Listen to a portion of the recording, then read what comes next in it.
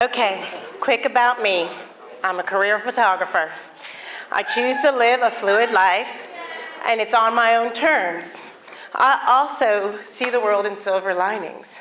And if you know me, you know the glass is half full. 4 years ago, I would have told you you could have achieved anything you wanted with just some simple steps. But now I'm here to tell you that a 3-step process is so 2018.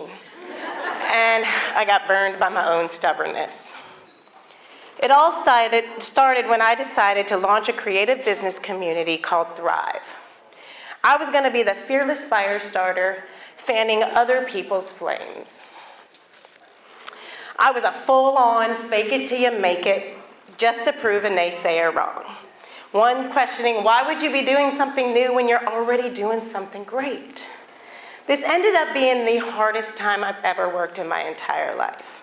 I hired a coach, marketing strategist, web designer, a photographer. I created all kinds of steps, processes for workshops and classes. I created a ton of content. I hired a podcast producer.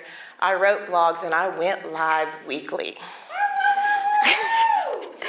It looked amazing. I was creating, I was giving, but nothing was coming back to me. It was like I was throwing sticks and leaves into this fire in hopes that I would be able to create the ultimate flame that anyone could utilize. I wanted people to see that they could have their s'mores and eat it too. But the only thing from that fire that year was thick clouds of imposter syndrome smoke.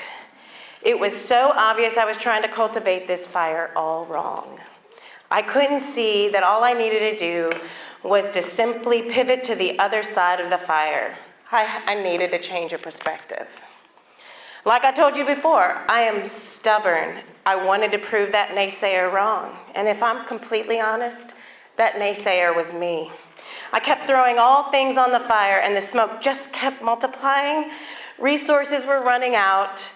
The fatigue was setting in, and my creative flow was lost. I was burnt out, and I was pissed. So I poured that half glass of what was left on the spark. I walked away, and I put full focus back onto my photography business. I started to recover emotionally and financially to the energy investment that I had put into Thrive. Then 2020 happened. Before all of us was a cloud of full-on fear, worry, and everything unknown. It was an all too familiar feel for me. Only this time, there was nowhere to go. Every single one of us was ordered to stay at home. Without the choice of walking away this time, I stepped back and surveyed my options. Do I leave and ride this out with family? Or do I stay in Baton Rouge and see how it all plays out? Before I could even make a decision, a third option, well, more like a really awesome opportunity, fell into my lap. I got a message about a project a photographer started just 2 days before in Massachusetts. The message was then followed up with the strong, "Jen, you're the one to bring this to the community." The basis of the opportunity was a photographer goes from house to house, photographing families from the curb.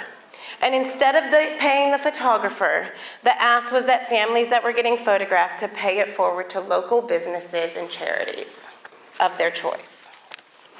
It was easy to see exactly what I was going to do.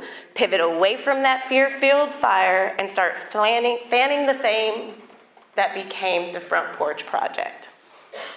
I called on my people in my network, and I utilized my established resources and put it all into play. It was clear how to integrate what was already doing to funnel this project.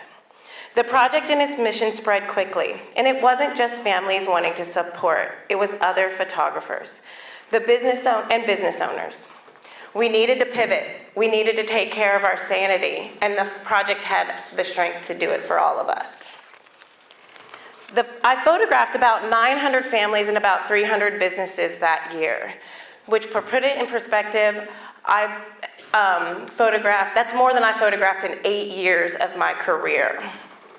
And together with 40 other Louisiana photographers, we estimated $1.28 million back into our local economy. Thank you. I was in awe. Even though I seemingly worked harder than I'd ever been before, I never felt the fatigue. I never felt angst, fear, or worry again once the project started. The Front Porch Project ended up multiplying my livelihood, all while sharing wealth with others. And it's a beautiful message about just how essential small businesses are to our economy, and during a pandemic, and also every day.